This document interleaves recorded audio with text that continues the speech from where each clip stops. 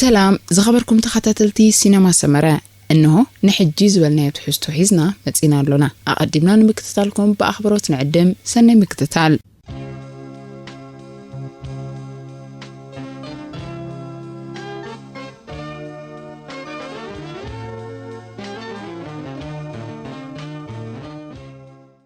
فوسي نحمام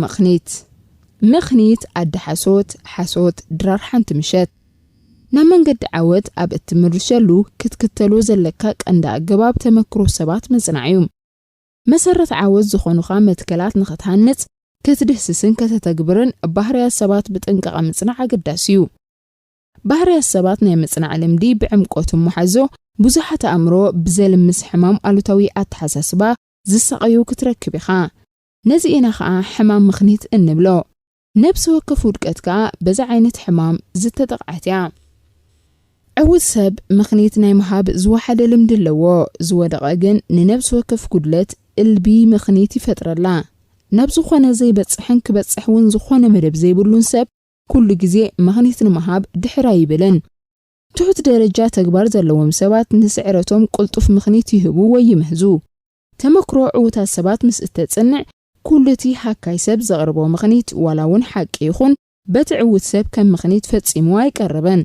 حكاي سب كمشادي حمكلنو يزبزح زخونه اب عالم درجه عوز بصح سب اب هيوتو حاده وي بزح مخنيت زحاتته كونت اغاطيمو كخون قدنيو اتفل اللي جن عود سب وسور مخنيت كخون زي ممراصيو مخنياتو حكاي سب نخي سرح كبليو مخنيت كمهز حيل حساباتون كالتون زبخن حمام مخنيت بقبو انت زي تفويسو كم زخونه كاله حمام نبز بأس درجه يزبعبل كم زينا يزمسله حمام قداي زخونه سب كم تيزقبا أن خقبر زي كاركوست الناس إنا واحد فلتت علني عدمه فيه حماق عدل علني أتعبابي وتصعني زبلو مخنيت يدردر كم زعين السب نحنتي قبلت مخنيتي لوز حاسبا بمدققام ننبسون كالوتن سلامنتين نغنميت كسوقوم كم زي كاله كأمني فتن أغن كنتيو نفس وقفت الدقاقم مخنيت نوشتي إنا سارت أسلة تخيل نمفواسا نبس خبدا درجات بتصح هو توين خنو قالو توين حسابات مزد دقاقمو عوشتخا إنا سارت يوم زخدو أما جمرتا اتقداي مخنيت حاسوت مخانو يردويو انتو خوانا نبوزح اوان مس دقاقمو حق خوينو سلاز سمعو ملو بملو نابو يتسقع مالت كم تحاسوت انت تدقاقمس حق يمسز تبهلا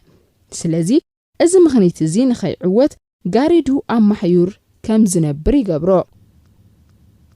وقعتات معدي عب جابان ناي كبر عدوم كام معطور حقيليو أما أكل معدي كوف زبل مقبي مسجمرة دما اتونكو والعوز جمرو كاب كلوز تغربة عينة مقبي نن اشتوك تعمل لوام روز أب اتمقبل لقوان كتزارب كتبل نتي بحلو ماناكو تشابستيك أوشت اتي تمقبل لوزة اللخاش حان مقامات ملكة حماق فالن أب أنقد تخازل لكان عقاتن زر إبو مخانو كتنقق اللوكام أب أمريكاز تغلو درهو بمانكا أي بالعنيو أما أكل جنس فيل أب أبات مقبي أب كان مسابات كالوا درهو بمانكا مس اتبلع بحق تقطع أب تشيلغن زخوانا عينة مقبي بزي مانكا أي بالعنيو أب إيطاليا ناي مساح عدمه مزغربلكا تقلات إفكا حراي كتبل يبلكان نتي قداماي حتو بقى العالم تنصقومو حتو مسترق ملكا جنب قوتا كتملسي قباكا زتغربلكا مقبينا بلعكا فارماجو وسخون مبال نوريو بتوسخي دحر ممقابكا تصبا مستاي نور بمقانو أب كندو اسبريسو بون كتأززالكا أب أذربيجان بورتغالن قال كبابيتات قبطن أم أدخاج أو من السناس مقبين زدالوه كشاني كم من عقيقوطر أب اسبانيا مقبي تمقيبكا مساقبكا حافيلكا متنساء نوريو اتوم مساها حبيروم زبال عزلو سبات كساب زودو كتسبلكا أب هاجر السودان تأميخان كاللخا تفدل مستبحلكا قال عالم مقبار زي قبل تقباريو نسبات نقدم كيبلكا مبلعون يخعبكايو عبيت مجبن كلها هندبت كالق سب مس زصنبركا نتزاززكايو مግቢ ከባልዓካ ልሙድ ባህልዩ እቲ ንሱ ዝኣዘዞ መግቢ ምስ መጸውን ጸጊበ የልካ ክትሕሰሞ የብልካን ኣብ ጆርጂያ ብልምድት ከባቢ ባህላዊ እንግዶ ዝበሃል ወግ ኣሎ ዝኾነ ጆርጂያዊ ባህላዊ እንግዶ ተዓዲመካ ኣለኹም ዝብለካ እቲ ዕድመ ኣብ ቤቱ ቦታ ስርሑ ወይ ውን ኣብ ጎደና ካብ ዘለዉ ንኣሽቱ መሸጢ እምበቲቶታት ክኸውን ይኽእል እዩ እቲ ዝቕርበልካ ትሕዝቶ ግን ሓንቲ ተወስትን ብኬሪ ነቢትን ጥራዩ ነቲ ብኬሪ ነቢት ኣብ እትሰትየሉ እዋን ግድን ብሓደ ግዜ ክትውድኣ ስለ ዘለካ ምስ ዓምኻ ዝኸይድ ዓቐን ብኬሪ ክትእዝዝ ኣለካ ኣብ ሩስያ ትምገብ እንተለኻ ነተስተመገብካሉ ማንካ መልሓስ ነውርዩ ኣብ ጃፓን ድማ ቅድሚ ዓበይቲ ኣእዳውካ ናብ መግቢ ወስ ምባል ኣጸያፍ ተግባር እዩ ኣብ ደቡብ ኮርያ ዝኾነ ፈሳሲ ኣብ እትሰትየሉ እዋን ናብ ሰብ መጠማት ነውርዩ ቅድመ ምስታይካ ናብ ብኬርኻ ምጥማት ነቶም ኣንገትኻ ብጉድለት ጽሬት ከም ምውቃስ ስለ ዝሕሰብ ድማ ናብ ላዕሊ ብምንቅዕራር ወይ ናብ ካልእ ኣንፈት ብምጥማት ክትሰትለካ ኣብ መብዛሕትአን ሃገራት ኣፍሪቃ ጋዓት ብማንካ መብላዕ ኣጸያፍ ተግባር እዩ እጅግኻ ብምስብሳብ ኣጻብዕትኻ ብምሉኡ ኣጥሊቕካ ክትበልዕ ኣለካ ነቲ ኣብ ኢድካ ወረር ዝብል ጠስሚ ይኹን ርግኦኻ ከተልምጾለካ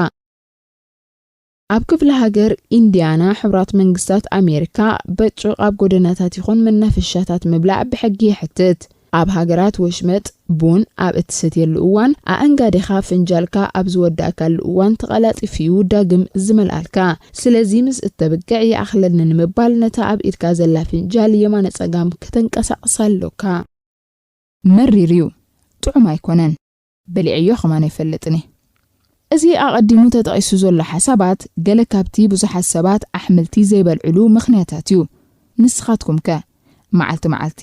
ኣሕምልቲ ትበልዑ ዶ ገሊኣቶም ኣሕምልቲ ክፈቱ ከለው ገሊኣቶም ግን ዝጸልኡሉ ምኽንያት ንምፍላጥ ሓንቲ መርበብ ሓበሬታ ቃለ መጠይቕ ገይራ ነይራ እቶም ኣሕምልቲ ዝፈቱ ሰባት ወለዶም ኣድላይነት ናይ ኣሕምልትን ጥረታትን ፍረታትን ከም ዝመሃርዎም እዮም ዝገልጹ በኣንጻሩ ግን እቶም ኣሕምልቲ ዘይፈቱ ሰባት ቆልዑን ከለው ኣሕምልቲ ናይ ምብላዕ ልምዲ ኣይነበሮምን ኣብ ክንድኡስ ሓሸር በሸር እዮም ዝፈቱ እንተኾነ እዚኣቶም ውን ከይተረፉ ኣሕምልቲ ንጥዕና ጽቡቕ ምዃኑ ይሰማምዑሉ እዮም ወለዲ ንደቅኹም ኣሕምልቲ ክበልዑ መሃርዎም ግን ብኸመይ ናይ ውድብ ሕብራት ሃገራት ትካል ህፃናት ዘዳለዎ ፋክትስ ኦፍ ላይፍ ዘርእስቱ ጽሑፍ 6 ወርሒ ዝገበሩ ህፃናት እንተወሓደ ሓንሳብ መዓልቲ ጡብ ወይ ጥጦ ምስጠበው ተጠጢቑ ተቐሊጡ እተጣሕነ ኣሕምልቲ ክበልዑ ከም ዘለዎም ሓሳብ ሂባላ እቲ ህፃን እተፈላለየ ዓይነት መግቢ ብእተመገበ መጠን ዝሓሸ ጥዕና ይህልዎ ብራዚላዊ ናይ ቆልዑ ስፔሻሊስት ዶክተር ቫግነር ላፓቴይ ኣብ መጀመርታ 2 ዓመት ጸባ ቀንዲ መግቢ ህፃን እኳ እንተኾነ ካልእ ምግብታት ከም ዝምገብ ምግባር ነቲ ህፃን እተፈላለየ መግቢ ንኸስተማቐር ይሕግዞ እዩ ትብል ካርላ ሊዮነል ብወገና ንህፃናት ካብዚ ኣቐዲሙ ተጠቂሱ ዘሎ ግዜ ኣቐዲምካ ቁሩብ ጽማቕ ኣራንሺ ጽማቕ ፍረታት ከም ባናና ቱፋሕ ከምኡውን ፓፓዮ ዝኣመሰለ ጥረምረ ከምኡውን መረቕ ኣትክልቲ ክወሃቦም ከም ዝኽእል ሓቢራ ኣብዚ መዳይ ግን እተፈለየ ኣማራጺታት ስለ ዘሎ ንሓኪም ቆልዑ እንተመኸርኩም ልቦና እዩ ስለዚስ ሃየደኣ ኣሕምልቲ ነዘውትር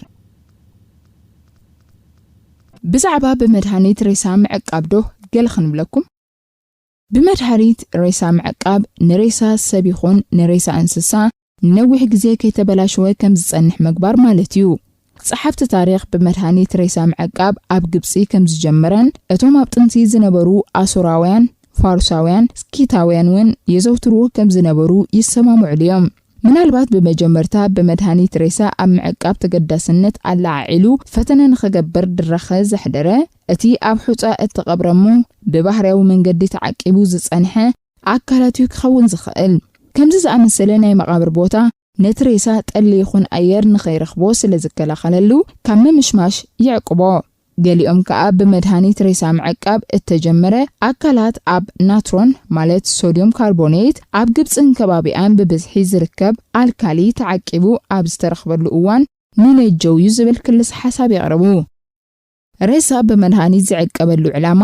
ነቲ ድሕሪ ሞት ኣብ ውሽጢ ሰዓታት ዝፍጠር ነሬሳ ዘመሽምሽ ባህርያዊ ናይ ስነ ባክቴርያ ተግባር ንምቁራጽ እዩ እዚ መስርሕ እዚ ከም ዝዕከት ክገብር እንተዳ ተኻኢሉ እቲ ምምሽማሽ ይቋርጽ እንተወሓደ ከዓ ብእተወሰነ ደረጃ ይደናጉዮ ሰለስተ ነገራት ከኣዩ ዝድለ እዚ ከዓ ነትሬሳ ብህይወቱ ከም ዘሎ ኣምሲልካ ምዕቃብ ከይምሽምሽ ምክልኻል እትሬሳ ባልዕ ከም ዝጻወር ምግባር እዩ ጥንታዎት ግብፃውያን ንምውታት ብመድሃኒት ዝዕቅብሉ ዝነበሩ ቀንዲ ምኽንያት ንሃይማኖታዊ ዕላማ እዩ እቲ ዝኣምንሉ ዝነበሩ ድሕሪ ሞት ህይወት ኣሎ ዝብል ኣምርክዓ ምስቲ ምውታት ካብዛ ናይ ደቂ ሰብ ዓለም ከይተፈልዩ ክነብሩ እዮም ዝደልዩ ዝብል ኣተሓሳስባ እተተሓዘይ ነይሩ ኣካላቶም ንዘለዓለም ከም ዝቅጽልን እንደገና ህይወት ከም ዝውሃቦን ይኣምኑ ነበሩ ሽሕ እኳ ንሬሳ ብመድሃኒት ምዕቃብ ኣብ ግብፂ ኣዝዩ ዝውትር እንተነበረ እንታይ ኣገባብ ይጥቀሙ ከም ዝነበሩ ዝመዝገብዎ ጸብጻብ ግን የብሎምን እቲ ዝበለጸ ጸብጻብ ዝበሃል ናይቲ ኣብ 5ይ ዘመነ ቅድሚ ልደተ ክርስቶስ ዝነብር ግሪኻዊ ጸሓፊ ታሪኽ ሄሮዶተስ እዩ ይኹን እምበር በቲ ሄሮዶተስ ዝሃቦ መምርሒታት ተጠቒምካ ተመሳሳሊ ውጽኢት ክትረክብ ምፍታን ብዙሕ ኣሳልጦ ከም ዘይብሉ ተነጊሩ እዩ ብመድሃኒት ሬሳ ምዕቃብ ቅድምን ሎምን ኣብ ጥንታዊት ግብፂ እቲ ብመድሃኒት ሬሳ ንምዕቃብ ዝጥቀምሉ ኣገባብ ኣብ ደረጃ ስድራቤት ናይቲ ምዉት እተመርኮሰ ነይሩ ሓንቲ ሃብታም ስድራቤት ከም ዝስዕብ ኣገባብ ትመርጽ ነይራ ክትከውን ትኽእል እያ ሓንጎል ብናይ ሓጺን መሳርሒ ብስርንቀቲ ኣቢሉ ከም ዝወጽእ ይግበር ድሕሪዚ ነቲ ሽክና ርእሲ መድሃኒት ይግበረሉ ቀጺሉ ከዓ ንልብን ኮላሊትን ገዲፍካ ኩሉ እቲ ናውቲ ከብዲ ይእለ ኣብ ከብዲ ዘሎ ነገራት ንምውጻእ እቲ ኣካል ክጥባሕ ነበሮ እዚ ግን ከም ሓጢኣት እዩ ዝቁጸር ነይሩ እቶም ግብፃውያን ዓቀብቲ ሬሳ ካብዚ በዳሂ ኩነታት ዝንምህዳም ኢሎም ነዚ መጥባሕቲ እዚ ዝፍጽም ጠባሒ ተባሂሉ ዝጽዋዕ ሰብ ይምዝዙ ነበሩ ነዚ ከም ገበን ዝቁጸር ተግባር ዝውሃብ መቕጻዕቲ መርገምን ዳርባ እምንን ስለ ዝነበረ ድማ እቲ ጠባሒ ስርሑ ምስ ወድአ ብኡንብኡ ይሃድም እቲ ጓንጓ ከብዲ ጥራዩ ምስኮነ ጽቡቕ ጌርካ ይሕጸብ ነበረ እቲ ጸሓፍ ታሪኽ ሄሮዶተስ ነቲ ጓንጓ ብዝጸረየ ጥሑን ከርበ ሶኖ ከምኡን ንዕጣን ገዲፍካ ብእተፈላለየ ካልእ ቀመማት ምስ መልእዎ ነቲ ቀዳድ ይሰፊዎ ነበሩ ኢሉ ጸሓፈ ቀጺሉ እቲ ኣካላት ን7 መዓልታት ኣብ ኒትሮን ተኣሊኹ ከም ዝነቀጽ ይግበር ድሕሪዚ እቲ ሬሳ ይሕጸብ ብውሕልነት ከዓ ሊኖ ብዝዓይነቱ ዓለባ ይጠቕለል ሽዑ እቲ ሊኖ ብዕንዲዳ ወይ ብገለ ዘጣበቕ ነገር ይልበጥ ኣብ መወዳእታ ነቲ እተገንዘ ሬሳ ወይ ሙምያ ኣብ ሓደ እተሰላለመ ማዕረሰብ ዝዓቐኑ ብዕንጨይቲ ዝተሰርሐ ሳጹን ይቐምጥዎ ሎሚ ብመድሃኒት ሬሳ ንምዕቃብ ዝግበር መስርሕ ኣብ ውሽጢ ሰዓታት እዩ ዝፍጸም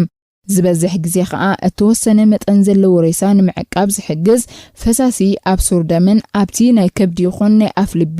ጓንጓታት ከም ዝኣቱ ይግበር ኣብ ዝሓለፈ ዓመታት እተፈላለየ ፈሳሲ መድሃኒት ተፈቲኑን ተዓይሉን እዩ ይኹን እምበር ዋግኡ ተመጣጣኒ ብምዃኑን ክስዕብ ዝኽእል ጉድኣት ኣብ ግምት ብምእታውን እቲ ዝበዝሐ ግዜ ዝዕየየሉ ፈሳሲ ፎርማልዲሃይድ እዩ ዝኸበርኩም ተኸታተልቲ ሲነማ ሰመረ ናይ ሎሚ ትሕዝቶና ኣብዚ ክንዛዝም ኢና ስለምክትታልኩም ኣዝና ነመስግን ሰላም